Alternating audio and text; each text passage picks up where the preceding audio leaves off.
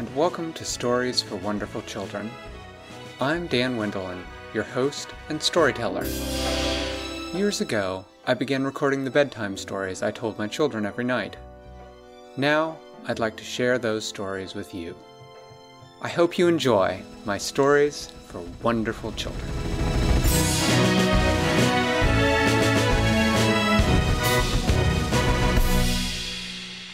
There's a little girl named Winella, and she lives in a very quiet house, in a very quiet neighborhood, in a very quiet city. It's all very quiet because the music fairies of Treble have been imprisoned and prevented from working their magic by the Misconductor who has summoned the silence.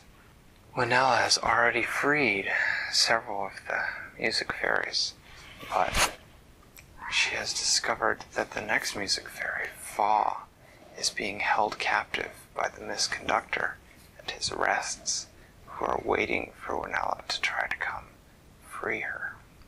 Winella stepped off the Cat's Paw Highway. She had been traveling for much of the day from one place to another, getting her friends to come and help her. She looked behind her as she stepped off and saw them arriving on the Cat's Paw Highway. Flibberty-Gibbet, the great tiger, Joey, and the tickling wolf, and the sad bear, all come to help her, come to stand beside her in defeating the evil of the Misconductor and his silence. She looked at each of them and said, "Okay, we all know the plan now, right?" And they all nodded to her. What was the plan? Then What was the plan? You'll have to listen and find out.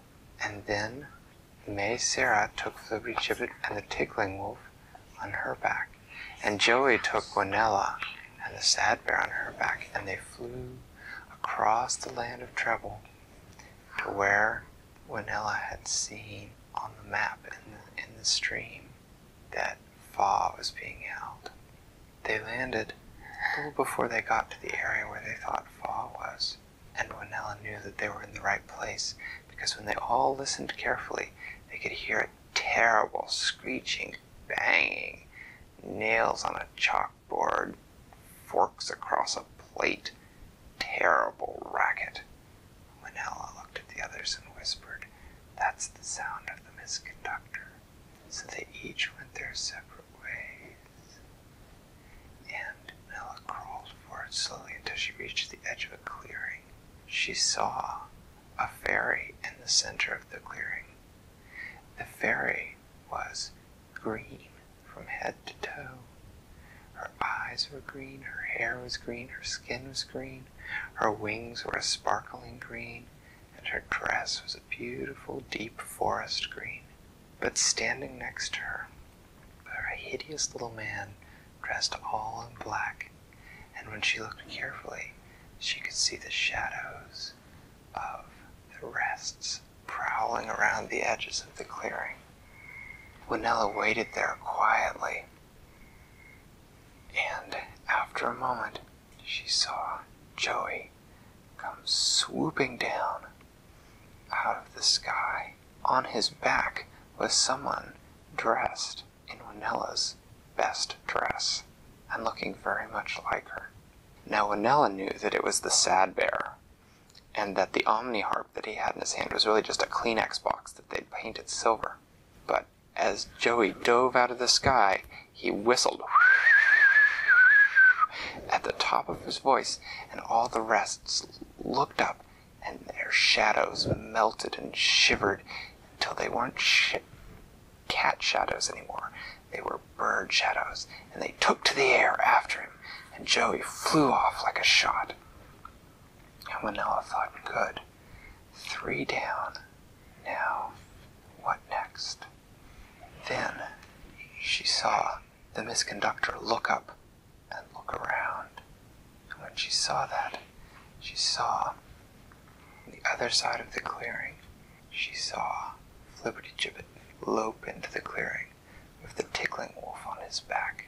And the tickling wolf was wearing another one of Winella's dresses, so that if you didn't know what Winella looked like and you didn't look very closely, you might think it was Winella. And the Misconductor said, "Ha! Now I have you, little girl. No more fairies for you to free." And he pointed his conducting baton at them, and a black, dark light shot out of it, and it hit Flibbertigibbet and the wolf, and all of a sudden they were both making the most terrible noises. Flibbertigibbet has a deep tiger voice, and he was making this sound. He was going, meow, meow, meow, meow, like just a little day-old kitten. And the tickling wolf, who was usually laughing and tickling, was crying like this. And Flibbertigibbet and the tickling wolf shot back out of the clearing. But while they had distracted the Misconductor, Winella had been crawling across the clearing toward the fairy. And she was almost to the fairy when the Misconductor turned around and saw her and said, "Ah, thought to trick me, did you?" And he took his conducting baton and he pointed it at her, and the black light shot out of it, and at the last second Winella held up the omniharp, and the black light hit the harp, and it made a terrible twanging sound, and then the black light bounced right back off it and shot right back toward the Misconductor, and he made a yelp of surprise and ducked out of the way, while Winella turned and ran out of the clearing, and she could hear the crackling of brush behind her, that the Misconductor was right behind her. And so she did the only thing she could think of. She reached down to the omniharp and she played what was her favorite song right then. And can you guess what that was? What? You have to guess. Lightly. It was Lightly Row. That's right. She played it. And she played, as she played it, and as she ran, she sang as well as she could while she was singing. She sang, lightly row, step right up to lightly row.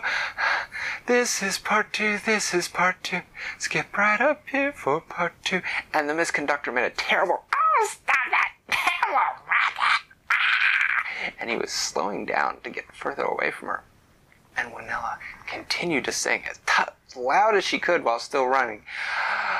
I'll stay home and play, then move. I'll stay home and play, then move. This is part two, this is part two. Skip right up here for part two. And she reached the top of a hill and she jumped down over the other side and landed on Joey's back, right next to the sad bear. And he took to the air and flew off, and Winella said, "Did you lose the rests, Joey?" And he said, "Oh yeah, they're lost down near the river. I lost them easily. There's nothing faster than me in the skies." And he took off into the air. And as they flew away from the Misconductor, they quickly saw, looking back toward the clearing, that Sarah had swooped down out of the sky. Once Winella had lured the Misconductor away, she had freed Fa from where she was tied up, and had now taken to the air with Flibbertigibbet and the wolf once again on her back, and Fa flying alongside her. They all flew back to the Cat's Paw Highway, where Fa said, "Thank you so much, Winella." Winella looked down and she could see that Fa had in her hand a gourd that rattled when she shook it. And Fa said, "I am the fairy of the music and the sounds that are made by plants, the rustling of the trees, and the swish-swishing sound of the grass, and the rustling of fall leaves on an autumn day." She said, "I must go and bring those sounds back to the world. What will you do now?" And Winella said, "Well, I suppose I must go find Soul, but it's getting late, so first my friends and I must go home and get a good night's sleep." And Fa nodded and said, "You have done well, Winella. I know the conductor is pleased with you. But be careful, the Misconductor hunts you now. He does not want you to free my sister's Soul and Tea, and he will do everything in his power to stop you." And Winella smiled and said, "I think I'll be okay. I have friends."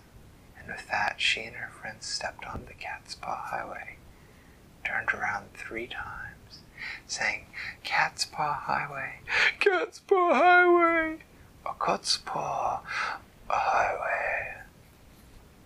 Take us where we want to go. And pew, pew, pew, pew, pew, they all went very fast back to their homes, where they got a good night's rest, because the next day was going to be a long day.